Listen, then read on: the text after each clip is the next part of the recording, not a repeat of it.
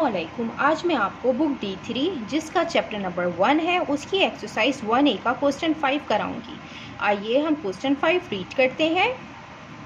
Simplify each of the following. Question 5 के A to M part हैं जिन्हें हमें सिंप्लीफाई करना है। सिंप्लीफाई मीन्स हमें रिड्यूस फॉर्म में लाना है। हमें इनको उस वक्त तक सॉल्व करना है जब तक ये सॉल्व हो सकते हों। इसका पार्ट A है, ये हमें फ्रैक्शन फॉर्म में दिया हुआ है। इसकी ऊपर वाली टर्म और नीचे वाली टर्म दोनों मल्टीप्लिकेशन फॉर्म में लिखी हुई हैं। तो हम इसमें जब हमें इस फॉर्म में क्वेश्चन दिया जाए तो हम ऊपर और नीचे के नंबर आपस में कैंसिल आउट करते हैं। सॉल्यूशन करते हैं मैं इसको एक्सपेंड करके लिखूंगी ताकि आपको क्लियरली समझ में आ जाए।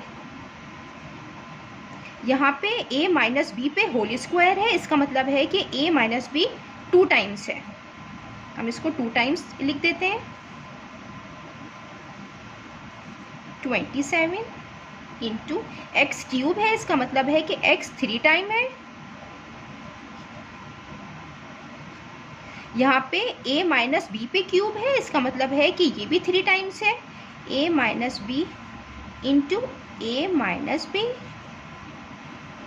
Into a minus B.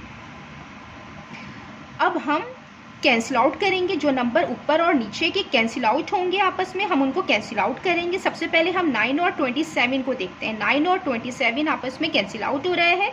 9 1 जा 9, 9 3 जा 27। अब ये x और x ये आपस में कैंसिल आउट हो रहे हैं। a माइनस बी से कैंसिल आउट होगा, ये दोनों कैंसिल आउट हो रहे हैं। अब ऊपर सारे टर्म्स कैंसिल आउट हो गई है। 1 बचा तो हम 1 लिखेंगे। नीचे 3, यहाँ पे 2x बचे तो इनकी पावर 1 है तो यहाँ पे x स्क्वायर आएगा। ये रूल होता है कि जब दो इस तरीके की टर्म लिखी हुई हो तो उनकी पावर 1 होती है तो इनकी बेस सेम है। जब बेस सेम है तो हम इसको 1 टाइम लिखते हैं और पावर्स ऐड करते हैं। तो 1 + 1 2। तो हमने यहाँ पे यही किया। यहाँ पे बेस सेम थी, हमने 1 टाइम लिखी और पावर्स हमने ऐड कर दी। अब यहाँ पे a माइनस बी बचा था, हम इसको a माइनस बी लिखेंगे। ये इसकी सिंप्लीफाई फॉर्म है, ये इसका आंसर है। अब इसका पार्ट बी करते हैं। ये इसका पार्ट बी है, ये भी फ्रैक्शन की फॉर्म में लिखा हुआ है। इसमें भी हम ऊपर और नीचे वाली टर्म कैंसिल आउट करेंगे। हम इसको सॉल्व करते हैं। हम इसको मल्टीप्लिकेशन फॉर्म में लिखेंगे। 7 इंटू ए क्यूब। यहाँ पे मैं डायरेक्ट कैंसिल आउट करूँगी। अगर आप इसको एक्सपेंड करना चाहें तो आप इसको कर सकते हैं। यहाँ पे a माइनस 3b की होल पावर 4 है तो हम इसको इस तरीके से भी लिख सकते हैं। a minus 3b whole power square into a minus 3b इसकी होल पावर स्क्वायर। इसमें जब बेसिस सेम होती हैं तो पार्ट्स ऐड होती हैं। जब ये ऐड होंगी तो इसकी पावर 4 ही आएगी। यहाँ पे 21 है into a raise to power square into b into a minus 3b की होल पावर स्क्वायर।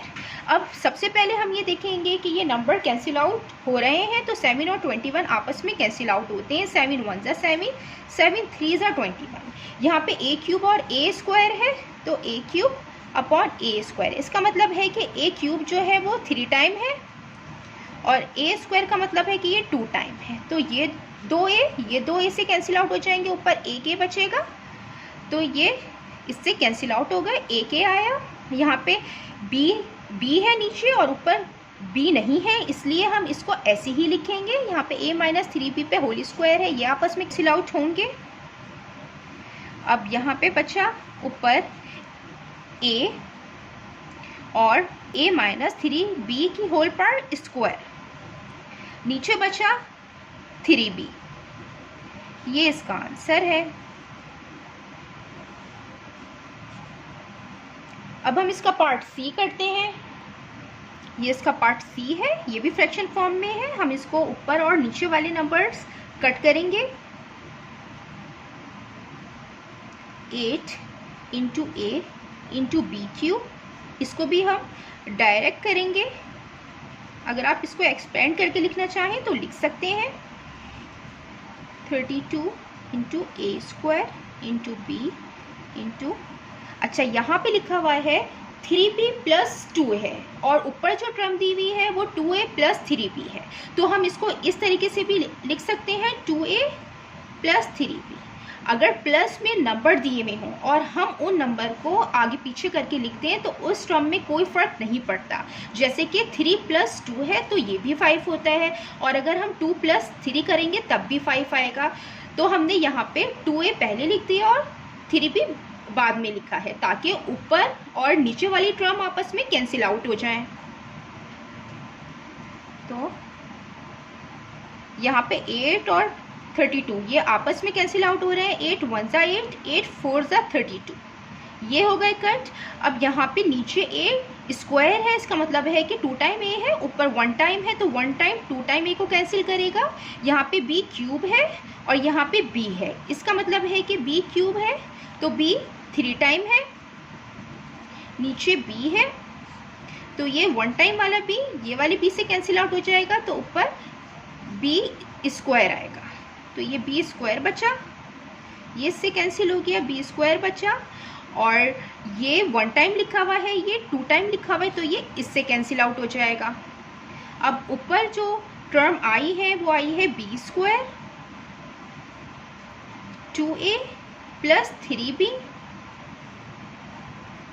अपॉन नीचे 4 बचा है और a बचा है, तो 4 और a, ये इसका आंसर है।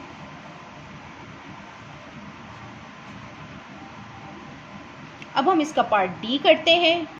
ये इसका पार्ट डी है, पार्ट डी भी फ्रैक्शन फॉर्म में है, इसको भी हम आपस में नंबर्स को कट करेंगे।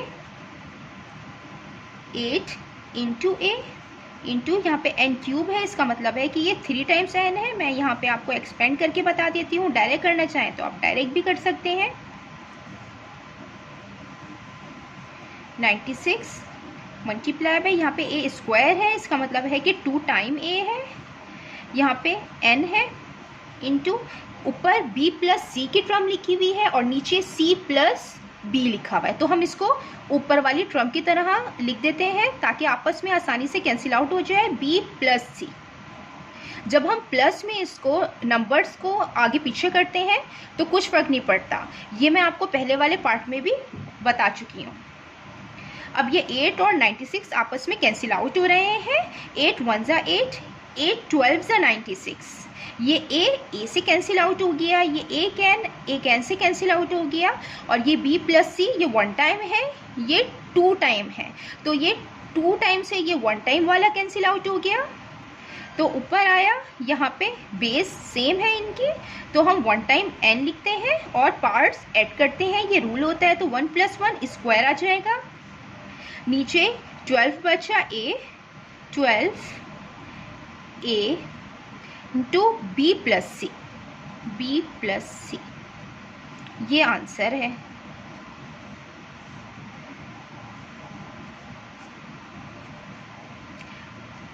मैंने इस वीडियो में आपको a से लेकर d पार्ट कराए हैं, बाकी e to m पार्ट में नेक्स्ट वीडियो में कराऊंगी। अगर आपको कोई भी क्वेरी है तो आप मुझसे पूछ सकते हैं कमेंट्स में लिखकर। अल्लाह हाफिज़।